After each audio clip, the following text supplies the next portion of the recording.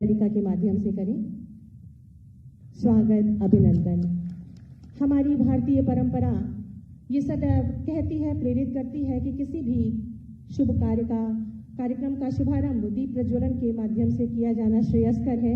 मैं अति आदर के साथ माननीय मुख्यमंत्री जी तथा सभी मंचासीन गणमान्यों से ये अनुरोध करूंगी कि अपने कर कमलों से दीप प्रज्वलन कर इस शुभ कार्यक्रम का शुभारंभ करें।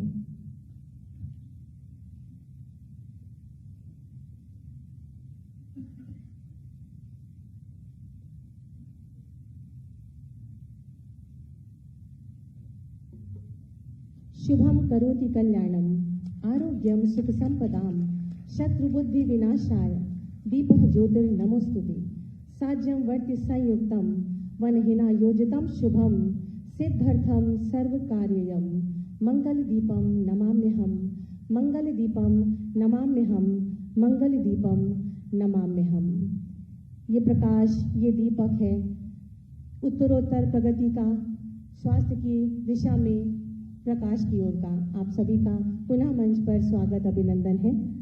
मैं अति आदर के साथ निवेदन करूंगी माननीय मंत्री चिकित्सा, स्वास्थ्य एवं परिवार कल्याण तथा मातृ एवं शिशु कल्याण माननीय श्री जय प्रताप सिंह जी से कि अपने स्वागत उद्बोधन से हमें अनुग्रहित करें।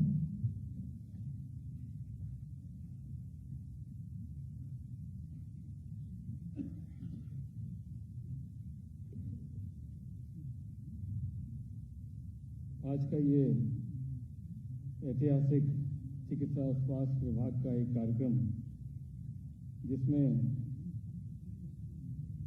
आप में से 310 चिकित्सा विशेषज्ञ और 15 BSL-2 लैब्स का जो हमारा एक ही साथ का कार्यक्रम है और इससे जुड़े हुए BSL-2 के अन्य चिकित्सक भी जुड़े हुए हैं। इसमें उपस्थित हमारे यशस्वी मुख्यमंत्री योगी आदित्यनाथ जी, साथ में बैठे हमारे सहयोगी अतुल गर्ग जी, राज्य मंत्री चिकित्सा स्वास्थ्य, मुख्य सचिव तिवारी जी, अपर मुख्य सचिव अमित मोहन प्रसाद जी और उपस्थित सभी चिकित्सक विशेषज्ञ और मीडिया के बंधु। हम सब जानते हैं कि उत्तर प्रदेश में पहली बार हर चीज जो हम करते हैं वो पहले से ज्यादा बेहतर करते हैं और प्रयास हमारा रहता है कि पूरे देश के अंदर पहले नंबर पर अपने आप को साबित करने के लिए। इसलिए एक बहुत लंबी समस्या को देखते हुए और कोविड मैनेजमेंट के बाद, कोविड की वैश्विक महामारी के बाद जो प्रबंधकीय व्यवस्था हमने की उसका सराहना, उसको पहली बार कई प्रकार के हमने अलग अलग तरीका ढूंढे और पहली बार उसका नियंत्रण जिस तरह से हमने किया उसका एक मिसाल बना पूरे देश के अंदर। और उससे हमने जैसे जैसे आगे बढ़ के अपनी सुविधाएं को बेहतर करने का प्रयास किया, जिसमें हमने विभिन्न प्रकार के अस्पतालों का आधुनिकीकरण किया, उपकरण कराए, स्पेशलिस्ट की तैयारियां की। उसी के अवसर पर हमने आप जैसे विशेषज्ञ को भी एक नियमावली बना के, एक केडर बना के लोक सेवा आयोग के माध्यम से आप लोगों का चयन करने का एक व्यवस्था किया। और आज उसको भी लेके और हमारे साथ जो निरंतर हम जो टेस्टिंग की क्षमता अपने आप को बढ़ाने के लिए, जो आज मार्च 2020 में मात्र 70 टेस्टिंग की क्षमता थी हमारे KGM के एक लैब से, आज 4 लाख प्लस के ऊपर का हमारा टेस्टिंग की क्षमता प्रतिदिन की है। और इसी श्रृंखला में कि ये संकल्प माननीय मुख्यमंत्री जी के निर्देशन में कि हर एक जिला में हमारा एक BSL-2 लैब लगेगा, इसी श्रृंखला में आज हमारा 15 लैब और आज जुड़ रहे हैं और 15 और हमारे जो बाकी रह जाएंगे वो भी बहुत जल्दी उसको भी हम लगा देंगे। तो एक अच्छा एक ये व्यवस्था दिया जा रहा है। आप अलग अलग एरिया से आके आपने हमारे चिकित्सा विभाग में अपने आप को ज्वाइन किया है और हमारी उम्मीद है कि जिस समस्या से हम जुड़ते थे, जिस समस्या से हम जूझ रहे थे, वो आज आपके आने से काफी कम हो जाएगी। आपके स्वास्थ्य सेवा को बेहतर करने में आपका बहुत बड़ा योगदान होगा और आपने स्वयं देखा होगा कि जिस पारदर्शिता के साथ में लोक सेवा आयोग के आने के बाद जिस तरह से आपकी काउंसलिंग कराया गया और आप स्वतः, मैं स्वयं आप लोग के बीच में बैठा भी था और आपने देखा भी था कि जिस तरह से आपने स्वयं अपना चयन उन जनपदों में, उन सामुदायिक स्वास्थ्य केंद्र पर बिना किसी हिचक के, बिना किसी दिक्कत के आपने दिया। ये एक नया तरीका, एक नया पहल उत्तर प्रदेश में किया गया है जिससे हमारे स्वास्थ्य सेवाएं और ज्यादा बढ़ सकें। लंबी श्रृंखला है और बहुत सारा अभी हम लोग को काम आगे भी करना है। आप जैसे लोग जब हमारे साथ जुड़ेंगे और हमारी निरंतर हमारी लैब की क्षमता भी बढ़ती रहेगी, उससे हम बहुत सारी चीज आगे कर भी सकते हैं। उत्तर प्रदेश को आगे बढ़ाने में हम सबका एक सहयोग है और आज मैं बहुत प्रसन्नता के साथ कह सकता हूं कि इस 2017 से लेके अभी इस 5 साल के अंदर माननीय मुख्यमंत्री जी के निरंतर दिशा निर्देश में स्वास्थ्य विभाग ने काफी प्रगति भी किया है और आगे भी हम लोग प्रगति कर पाएंगे। मैं इतनी बात करके अपनी बात समाप्त करता हूं। बहुत बहुत धन्यवाद। बहुत बहुत आभार माननीय। संक्रामक रोगों के सही उपचार के लिए यह आवश्यक है कि रोग का सही निदान सही समय पर कर लिया जाए। कोविड-19 महामारी के दौरान राज्य सरकार द्वारा माननीय मुख्यमंत्री जी के नेतृत्व में चिकित्सा हेतु संरचनात्मक ढांचे में गुणात्मक वृद्धि की गई। इसी दिशा में प्रयास करते हुए आज 15 जनपदों में BSL-2 प्रयोगशालाओं का लोकार्पण माननीय मुख्यमंत्री जी के कर कमलों से किया जाएगा। मैं अति आदर के साथ माननीय मुख्यमंत्री जी से निवेदन करूंगी कि अपने शुभ कर कमलों से बटन दबाकर इन 15 BSL-2 प्रयोगशालाओं का लोकार्पण करें।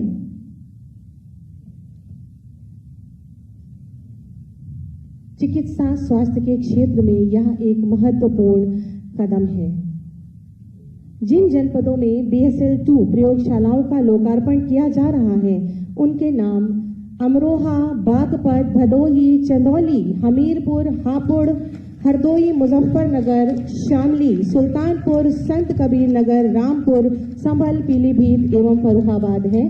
मैं आप सबको अवगत कराना चाहूंगी कि इन 15 BSL-2 लैब से जो हमारे बीच जुड़े हुए वहां के अधिकारीगण हैं वो जूम के माध्यम से इस कार्यक्रम को लाइव देख रहे हैं और जूम के माध्यम से हमारे साथ हैं। उन सभी का भी अभिनंदन करती हूं और माननीय मुख्यमंत्री जी का धन्यवाद करती हूं।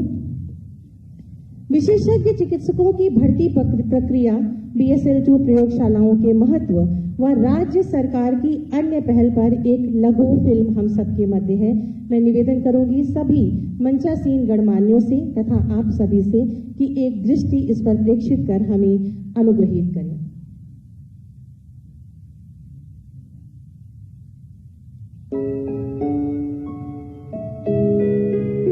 उत्तर प्रदेश सरकार के माननीय मुख्यमंत्री श्री योगी आदित्यनाथ जी एवं माननीय स्वास्थ्य मंत्री श्री जय प्रताप सिंह जी के मार्गदर्शन में स्वास्थ्य विभाग निरंतर स्वास्थ्य सेवाओं को अंतिम व्यक्ति तक उपलब्ध कराने हेतु प्रयासरत है।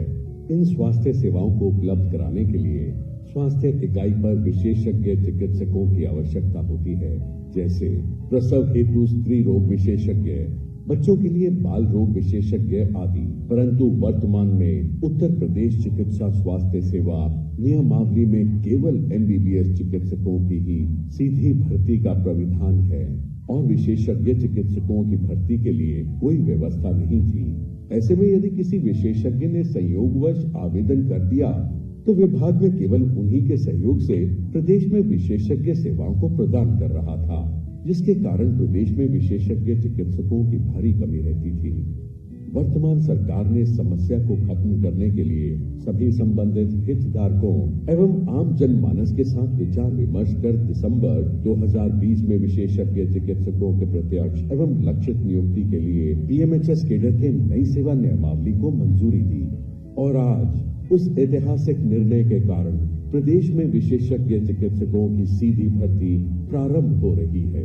विशेषज्ञ चिकित्सक MBBS डॉक्टर की तुलना में 3 वर्ष अधिक अध्ययन करते हैं। अतः नई सेवा नियमावली में विशेषज्ञ चिकित्सकों को एक स्केल बढ़ाकर नियुक्ति की जा रही है। सभी आशंकाओं को दूर करते हुए इस नियमावली के तहत विज्ञापित पदों पर भारी संख्या में विशेषज्ञ चिकित्सकों ने आवेदन किया और लोक सेवा आयोग द्वारा 1200 से ज्यादा चिकित्सकों का चयन किया गया है। स्वास्थ्य विभाग द्वारा पहली बार इतनी बड़ी संख्या में पीएमएचएस संपर्क सेवा में विशेषज्ञ चिकित्सकों की सीधी भर्ती की जा रही है।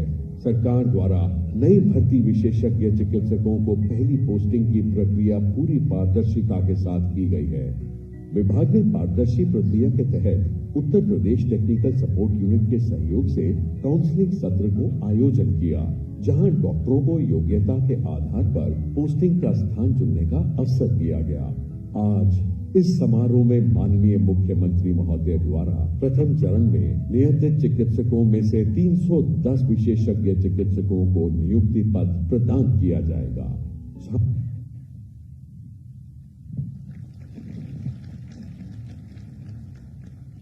बहुत बहुत धन्यवाद। उत्तर प्रदेश ने सर्वोत्तम स्वास्थ्य सेवाओं में एक इतिहास रचा है, जिसके अंतर्गत निष्पक्ष एवं पारदर्शी प्रक्रिया के चलते लगभग 1200 विशेषज्ञ चिकित्सकों का चयन किया गया है, जिसके फलस्वरूप आज प्रथम चरण में 310 विशेषज्ञ चिकित्सकों को नियुक्ति पत्र माननीय मुख्यमंत्री जी के शुभ कर कमलों से प्रदान किया जाएगा। मैं अति आदर के साथ विनम्र निवेदन करूंगी माननीय मुख्यमंत्री जी से कि अपने कर कमलों से हमारे इन विशेषज्ञ चिकित्सकों को नियुक्ति पत्र प्रदान करें, आवंटित करें। सर्वप्रथम डॉक्टर चंदन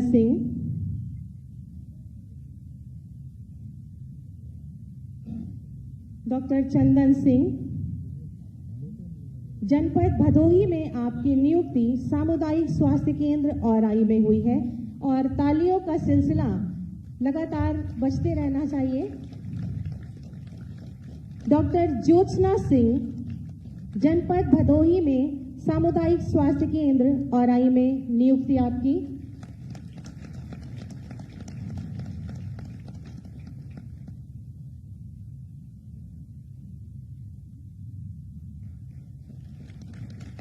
डॉक्टर स्वाति पाठक, चित्रकूट जनपद में सामुदायिक स्वास्थ्य केंद्र मानिकपुर में आपकी नियुक्ति।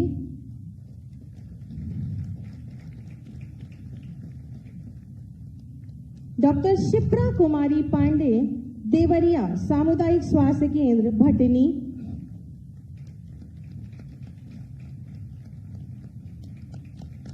डॉक्टर अतुल कुमार राजपूत, हमीरपुर सामुदायिक स्वास्थ्य केंद्र मौदहा।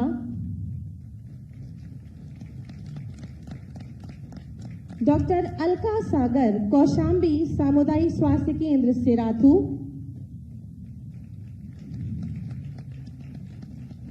डॉक्टर आकृति, कुशीनगर सामुदायिक स्वास्थ्य केंद्र कसिया।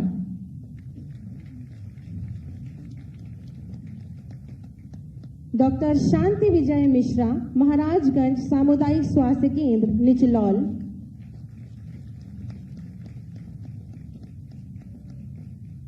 डॉक्टर शिवशंकर गुप्ता, संत कबीर नगर सामुदायिक स्वास्थ्य केंद्र सिमरियावा।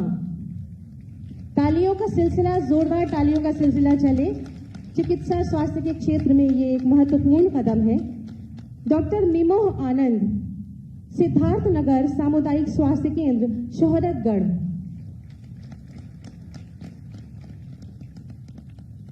डॉक्टर कविता चौधरी, बहराइच सामुदायिक स्वास्थ्य केंद्र प्रयागपुर कोट बाजार।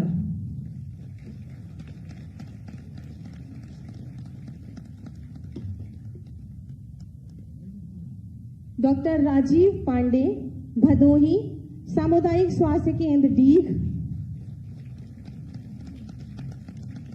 डॉक्टर सत्येंद्र प्रताप सिंह यादव, हमीरपुर सामुदायिक स्वास्थ्य केंद्र राठ।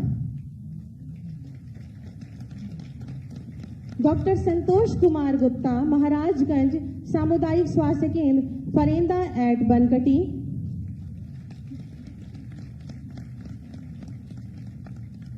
डॉक्टर शिल्पी रावत, सिद्धार्थ नगर सामुदायिक स्वास्थ्य केंद्र उसका बाजार।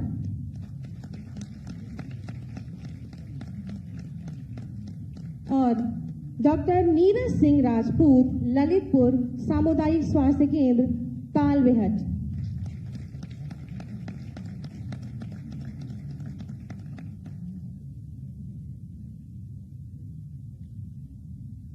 बहुत बहुत धन्यवाद और आभार माननीय।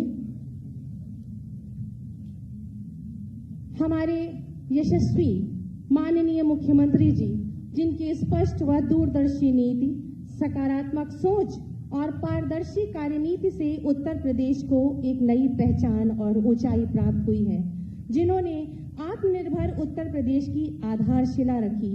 ऐसे ही अभिभावक स्वरूप हमारे माननीय मुख्यमंत्री जी से मैं अति आदर के साथ विनम्र निवेदन करूंगी कि अपने आशीर्वचनों से हमें अभिसिंचित करें, हमारा मार्ग प्रशस्त करें तथा नए चिकित्सकों को मार्गदर्शन और आशीर्वाद दें।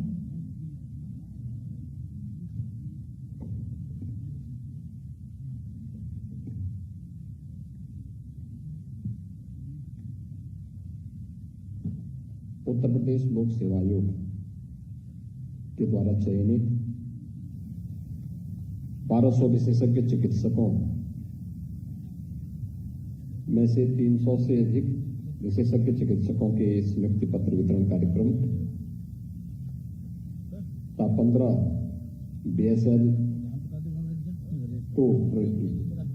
के प्रयोगशालाओं के लोकार्पण कार्यक्रम के लिए आयोजित आज के इस कार्यक्रम में उपस्थित प्रदेश के चिकित्सा एवं स्वास्थ्य विभाग के मंत्री श्री जय प्रताप सिंह जी, विभाग के राज्य मंत्री श्री अतुल गर्ग जी, प्रदेश के मुख्य सचिव श्री राजेंद्र तिवारी जी, अपर मुख्य सचिव चिकित्सा एवं स्वास्थ्य श्री अमित मोहन प्रसाद जी, आज के इस कार्यक्रम में उपस्थित चिकित्सा एवं स्वास्थ्य विभाग से जुड़े हुए सभी अधिकारीगण, सभी नवनियुक्त चिकित्सकगण, मीडिया के प्रतिनिधिगण और उपस्थित भाइयों बहनों, मैं सबसे पहले 310 विशेषज्ञ चिकित्सकों को जो अलग अलग जनपदों में जाकर के शासकीय सेवा के माध्यम से जनता की सेवा के लिए अपने आप को समर्पित कर रहे हैं, उन्हें नियुक्ति पत्र वितरित होने और शासकीय सेवा में उन्हें जाने का यह अवसर प्राप्त हुआ है। उनका हृदय से अभिनंदन करता हूं, बधाई देता हूं और आप सबके प्रति अपनी शुभकामनाएं भी देता हूं। हम सब जानते हैं कि प्रदेश के अंदर चिकित्सा और स्वास्थ्य विभाग में विशेषज्ञ चिकित्सक काफी कम संख्या में थे, क्योंकि नियुक्ति की प्रक्रिया और जो विभाग की नीति थी उसके तहत केवल MBBS चिकित्सकों की ही नियुक्ति यहां पर होती थी। अगर कोई विशेषज्ञ चिकित्सक आ भी जाता था तो अलग से उनके लिए कोई प्रावधान न होने के कारण वह जिस सम्मान का हकदार होना चाहिए था वह उसे नहीं प्राप्त हो पाता था। और अक्सर जब भी समीक्षा होती थी विभाग में, मैं अक्सर इस बात को कहता था कि अलग अलग विषयों से जुड़े हुए जो विशेषज्ञ चिकित्सक हैं उनको भी समाहित करते हुए उनके अनुरूप जो सेवाएं होनी चाहिए उसके अनुसार उन्हें तैनाती भी मिलनी चाहिए। अंततः शासन स्तर पर विभाग के इस नीतिगत निर्णय में व्यापक संशोधन किए गए और विशेषज्ञ चिकित्सकों की तैनाती की व्यवस्था पहली बार उत्तर प्रदेश चिकित्सा एवं स्वास्थ्य विभाग के अंदर प्रारंभ हुआ है और जिसमें 1200 विशेषज्ञ चिकित्सकों की नियुक्ति उत्तर प्रदेश लोक सेवा आयोग ने समयबद्ध ढंग से आगे बढ़ाया है।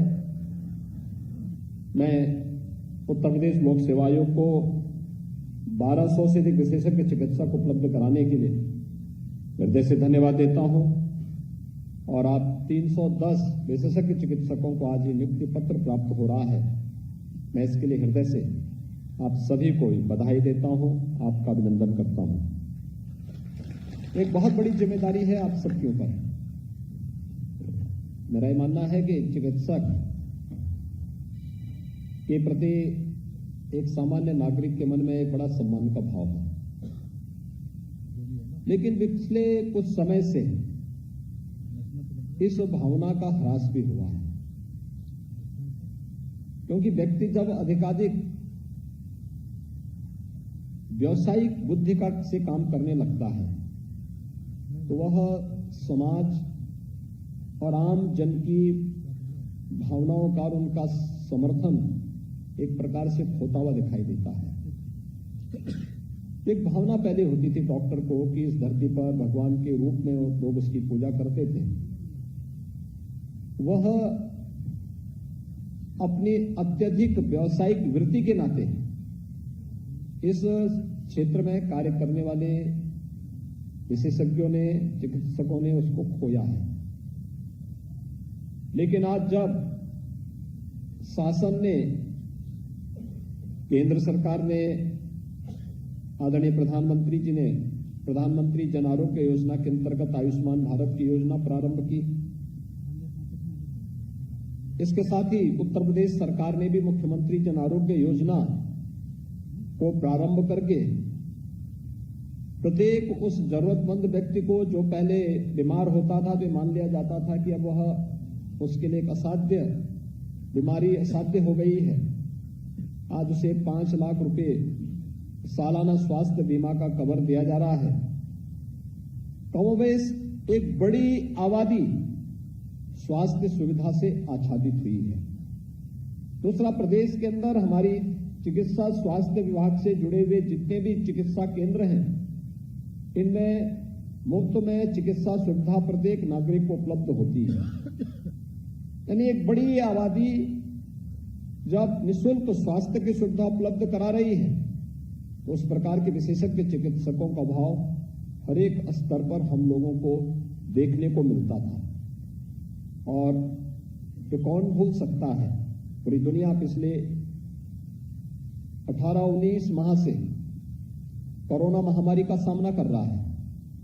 इस कोरोना महामारी के दौरान आपने देखा होगा हर एक स्तर पर सतर्कता बरती गई, लेकिन एक बड़ा तबका मेडिकल क्षेत्र का ऐसा था जिसमें हमारे चिकित्सक थे, हेल्थ वर्कर्स थे, जिन लोगों ने अपनी जान की जोखिम को ध्यान में रखते हुए भी कि संक्रमण की चपेट में वे आ सकते हैं, उस सबके बावजूद उन्होंने मानवता की रक्षा के लिए अपने आप को समर्पित भाव के साथ जो कार्य किया, सर्वत्र उसकी प्रशंसा हुई। और उत्तर प्रदेश ने जो परिणाम दिए वो तो और भी चौंकाने वाले अच्छे परिणाम थे, जिस पर सर्वत्र हर एक स्तर पर आदरणीय प्रधानमंत्री जी ने तो सराहना की, देश के अन्य महत्वपूर्ण संस्थानों ने भी इसकी सराहना की और दुनिया के भी तमाम देशों ने और WHO ने भी उत्तर प्रदेश सरकार के इन प्रयासों की सराहना की।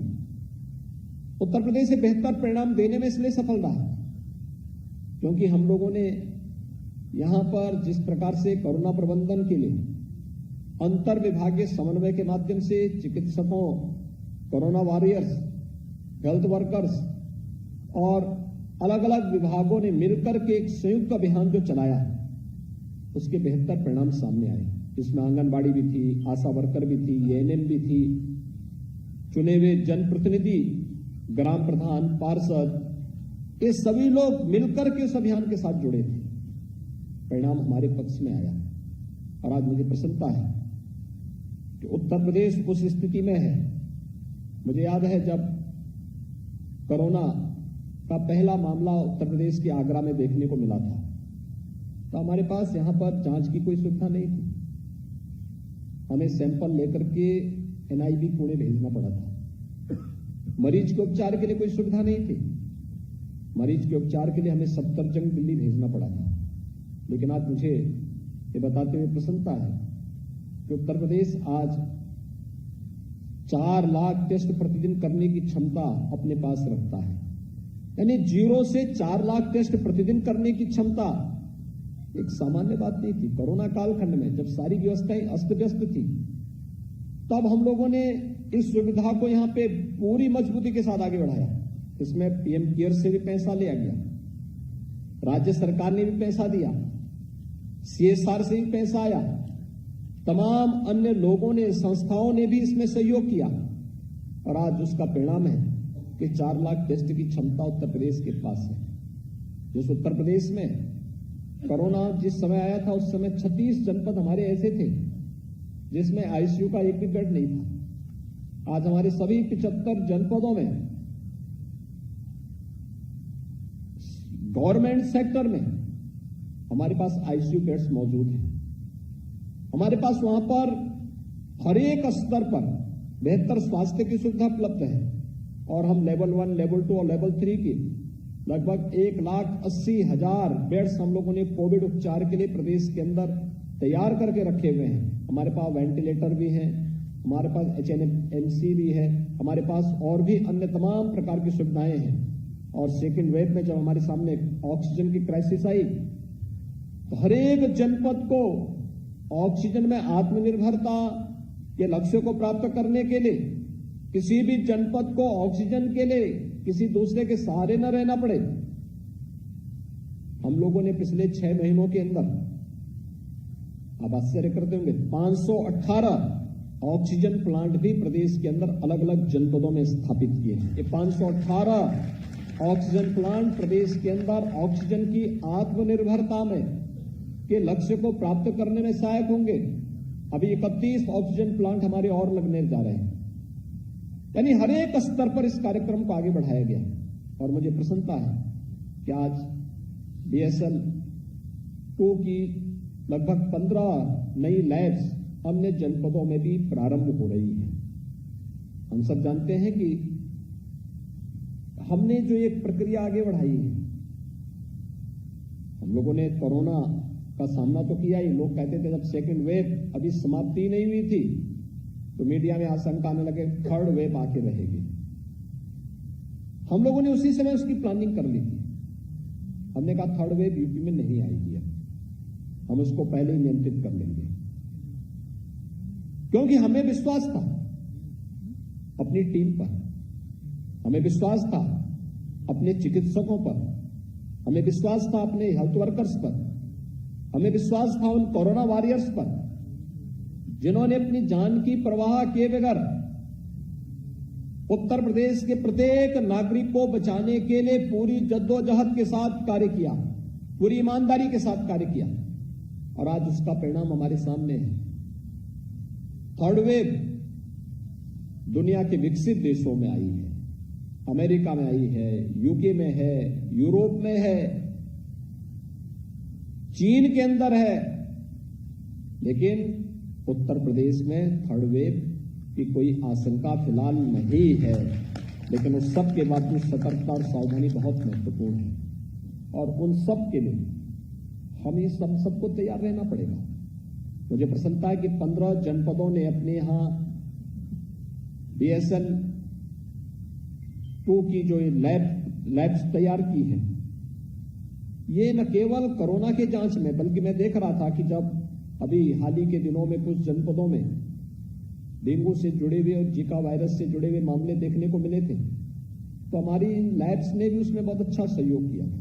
बड़ा अच्छा सपोर्ट स्थानीय स्तर पर प्राप्त हुआ था और ये निरंतर लोगों को इसका लाभ प्राप्त होगा, इसमें कोई संदेह नहीं होना चाहिए। एक लंबे समय के लिए हेल्थ इंफ्रास्ट्रक्चर कोरोना के बहाने ही सही प्रदेश के अंदर क्रिएट हुआ है।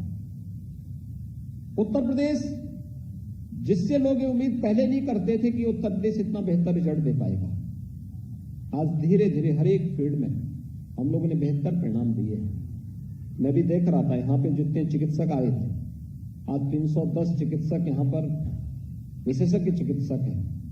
इसमें पीडियाट्रिशियन भी हैं, इसमें गायनेकोलॉजिस्ट भी हैं, इसमें जनरल सर्जन भी हैं, इसमें ऑर्थोपेडिक सर्जन भी हैं, इसमें हर एक फील्ड फिजिशियन भी हैं।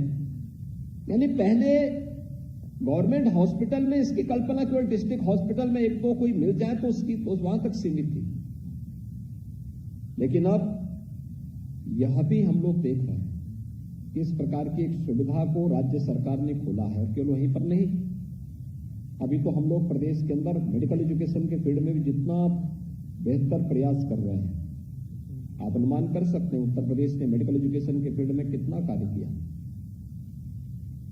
1947 से लेकर 2017 तक यानी 70 वर्षों में उत्तर प्रदेश के अंदर केवल 12 मेडिकल कॉलेज बने थे, गवर्नमेंट सेक्टर में 12 मेडिकल कॉलेज, और आज 2017 से लेकर के 2021 के बीच में यानी 4.5 वर्ष में हमारी सरकार भारत सरकार के सहयोग से 33 नए मेडिकल कॉलेज बना रही है। 33 नए मेडिकल कॉलेजेस वर्तमान में उत्तर प्रदेश में बन रहे हैं,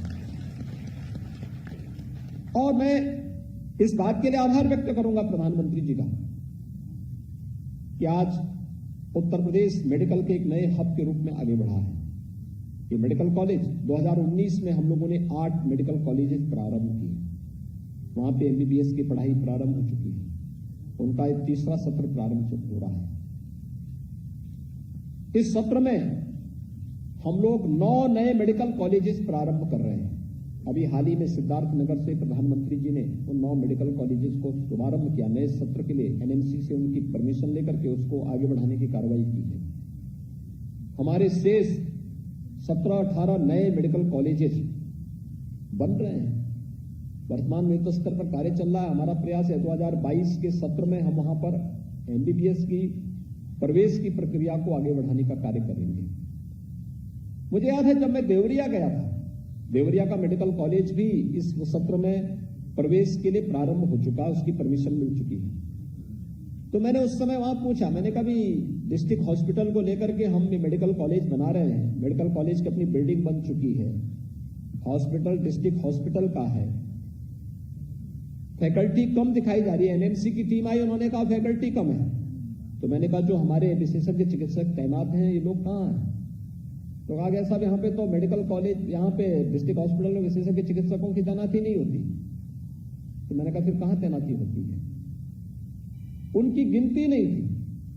फिर हम लोगों ने अपनी पॉलिसी में संशोधन किया और आज उसका परिणाम है कि उत्तर प्रदेश लोक सेवा आयोग ने बड़े पैमाने पर ये नियुक्ति की प्रक्रिया को समयबद्ध ढंग से आगे बढ़ाते हुए विशेषज्ञ चिकित्सकों को भी आगे बढ़ाने का कार्य किया।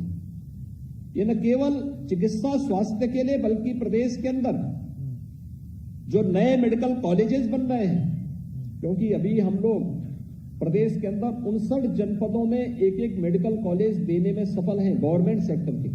16 जनपद अभी हमारे बचे हुए थे। इन 16 जनपदों के लिए भी हम लोगों ने पीपीपी मोड पर एक नया व्यवस्था वहां पे लागू की है कि वहां पर भी हम एक नया मेडिकल कॉलेज बनाएंगे और वहां पर पीपीपी मोड पर हमारे मेडिकल कॉलेज बनने की प्रक्रिया तेजी के साथ आगे बढ़ी है।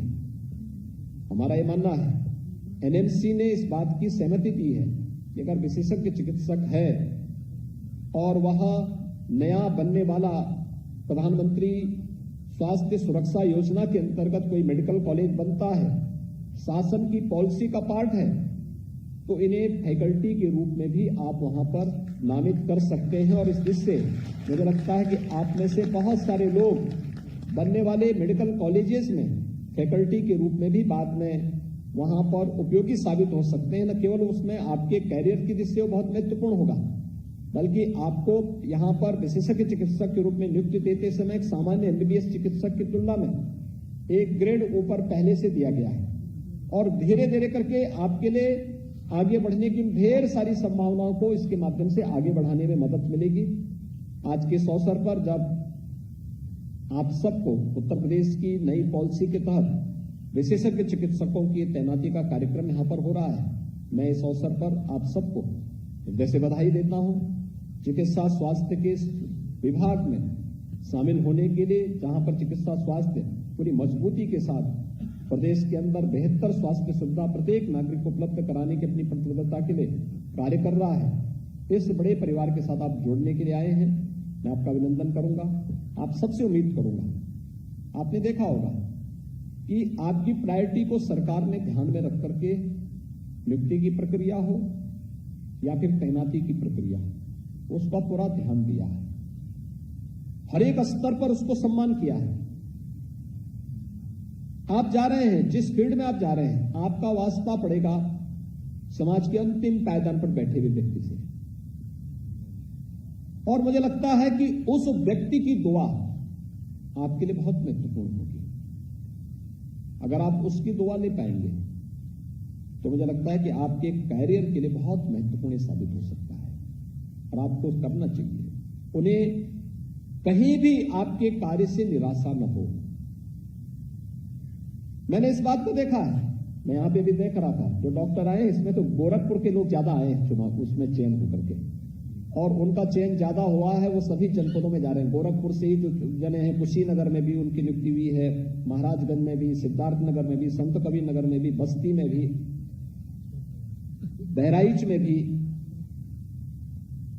लेकिन हमारा प्रयास होना चाहिए कि हमारी तैनाती जहां हुई है हम वहां पर किसी भी व्यक्ति को निराश न होने दें।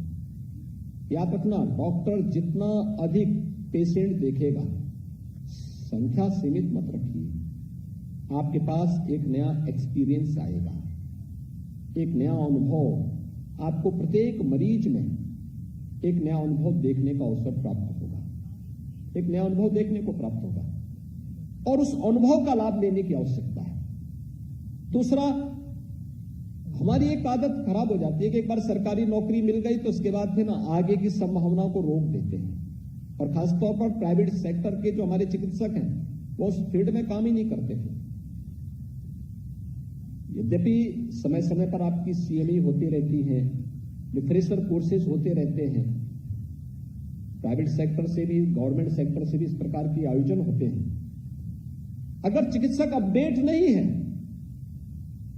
तो वह नई चुनौतियों के लिए अपने आप को तैयार नहीं कर पाएगा, आम जन के विश्वास को अपने साथ नहीं जोड़ पाएगा, और अगर विश्वास नहीं जुड़ा है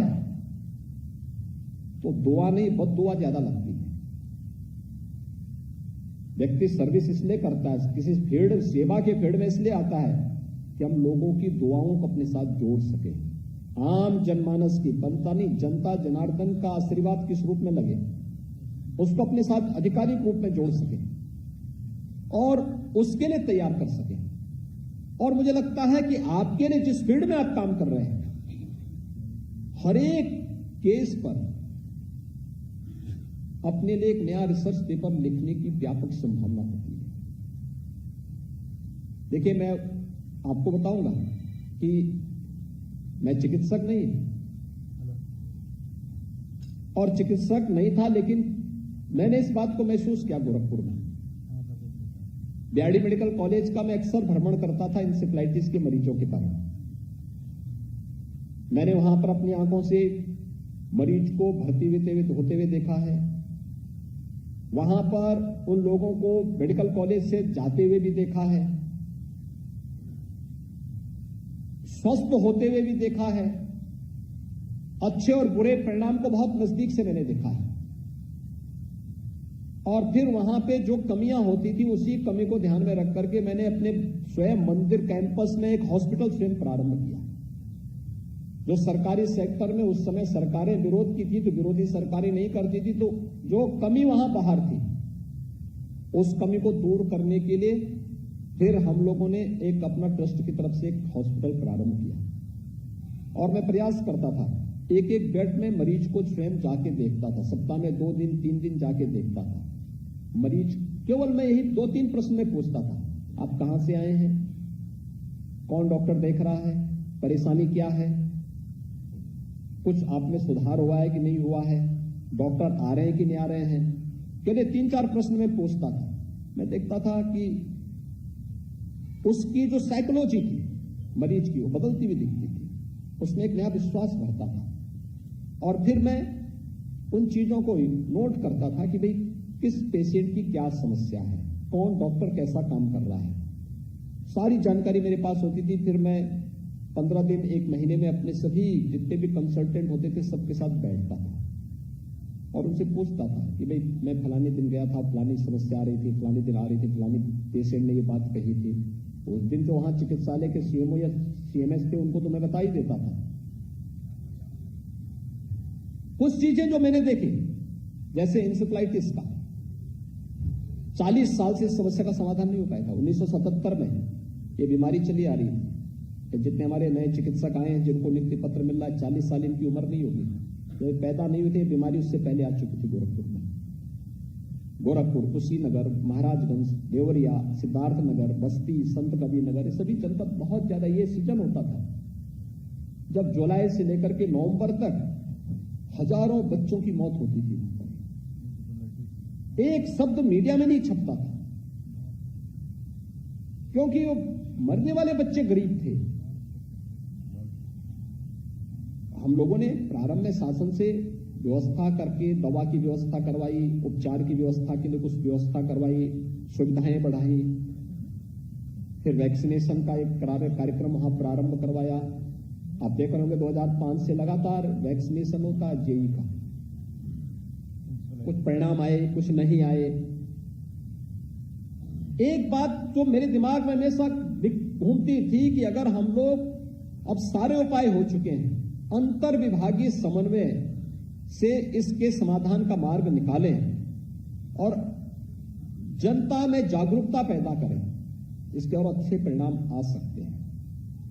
और 2017 में जब मुझे ही मुख्यमंत्री बनाया गया और मैंने सबसे पहले इसी की बैठक ली, और बैठक लेते हुए मैंने इस बात को कहा, मैंने यहां पे लगभग 8 विभागों की एक अंतर विभागीय समन्वय समिति गठित की, और समन्वय समिति गठित करने के बाद फिर मैंने उन लोगों से कहा, मैंने कहा भी किस किस विभाग की क्या ड्यूटी है और उसकी हर पक्ष में यानी 15 दिन में आप उसकी समीक्षा करेंगे और एक हर स्तर पर एक कार्यक्रम चलने चाहिए। तब तक स्वच्छ भारत मिशन में हर एक परिवार के पास शौचालय बनने प्रारंभ हो चुके थे। शुद्ध पेयजल की व्यवस्था के लिए भी विशेष अभियान प्रारंभ हो चुका था, और उपचार के लिए गोरखपुर और बस्ती कमिश्नरी के हर एक जनपद में पीपो और मिनी पीपो के निर्माण की कार्रवाई भी आगे बढ़ चुकी थी।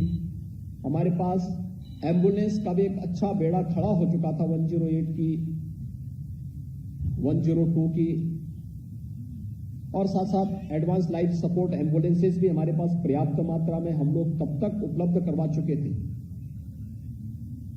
आपने देखा होगा कितना व्यापक प्रभाव पड़ा।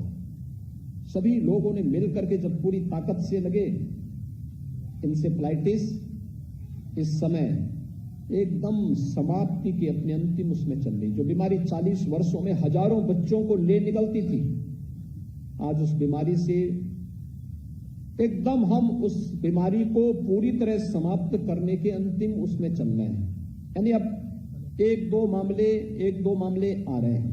ये चीजें दिखाती हैं कि अगर हम सभी लोग मिलकर के, सभी विभागों के साथ मिलकर के ये सभी कार्यक्रम आगे बढ़े तो बेहतर परिणाम आ सकते हैं। और मैं बार बार इस बात को गोरखपुर के चिकित्सकों से कहा, मैंने कहा इस पर काम पहले भी हो सकता था।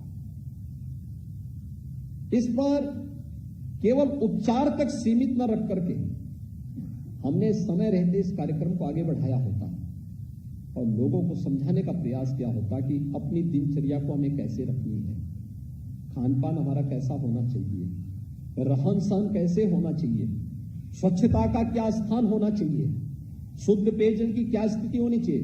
क्योंकि पूर्वी उत्तर प्रदेश में पानी की कमी नहीं है, पर्याप्त मात्रा में जल है, लेकिन जल का स्तर क्या है इसको देखने का प्रयास करेंगे। परिणाम क्या होता था कि वो कहीं ना कहीं उसका एक कारक बनता था। जब एक साथ सरकार ने उस पर ध्यान दिया, आज परिणाम बेहतर परिणाम सामने आ रहे हैं। और इसीलिए हम हर एक मामले में अपने लिए जो पेशेंट की बेइज्जती रहती है उसको सुरक्षित रखें, संरक्षित रखें। आपके काम आएगा इसे। और फिर प्रयास होना चाहिए कि साल भर में अपने कार्य और अपने फील्ड से जुड़े हुए क्षेत्र में, क्योंकि आप नंबर ऑफ पेशेंट ज्यादा आएंगे तो आपको उतना अनुभव भी होगा, फिर आपको उसमें अपना रिसर्च पेपर लिखने का भी एक अवसर प्राप्त होगा।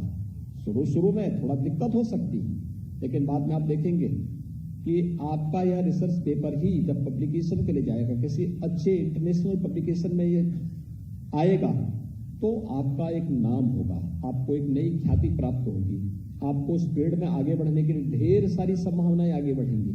और मैं आपका आह्वान करूंगा, आप विशेषज्ञ चिकित्सक हैं इस फील्ड के, आपको इस दिशा में आगे बढ़ने की आवश्यकता है, कार्य करने की आवश्यकता है, केवल एक सामान्य प्रैक्टिस करने तक ही सीमित न रहे। पहले तो प्रैक्टिस करने के लिए मैं चाहूंगा कि हर दिन आप अपना ओपीडी में जरूर बैठें, जिस दिन आपकी ड्यूटी है उस दिन जरूर बैठें। दूसरा, राउंड जरूर लें। मरीज अगर भर्ती है तो अगर आपने भर्ती किया है या आपके किसी सहयोगी ने भर्ती किया है, उस दिन वो नहीं आ पा रहा है, आप हैं, आप जाकर उसका राउंड लेकर के पूछ लें, हालचाल ले लें, उसके उपचार की व्यवस्था देख लें, कहीं कोई लापरवाही या कोई कमी तो नहीं रह गई है। और फिर अपने इस अनुभव को शेयर भी करें, उस पर एक अच्छे रिसर्च पेपर भी, क्योंकि हम रूटीन के कार्यों को करेंगे और अनुसंधान को आगे नहीं बढ़ाएंगे तो पिछड़ जाएंगे। हम वर्तमान प्रतिस्पर्धा में कहीं नहीं टिक पाएंगे। और मैं आह्वान करूंगा कि आप इस रिसर्च को भी आगे बढ़ाएं, क्योंकि अनुसंधान हमें आगे बढ़ने की ढेर सारी संभावनाओं को आगे बढ़ाएगा। आज के इस अवसर पर एक बार फिर से मैं आप सबके प्रति हृदय से बधाई देता हूं। स्वास्थ्य विभाग को विशेष रूप से, जिन्होंने आज 15 BSL-2 की नई लैब्स आज प्रदेश के अंदर उपलब्ध करवाई हैं। ये हमें न केवल कोरोना के लिए बल्कि तमाम वेक्टर बॉर्न डिजीज में भी इनकी जांच की सुविधा स्थानीय स्तर पर लोगों को प्राप्त हो पाएगी। आप सबके प्रति मेरी शुभकामनाएं। धन्यवाद। जय हिंद।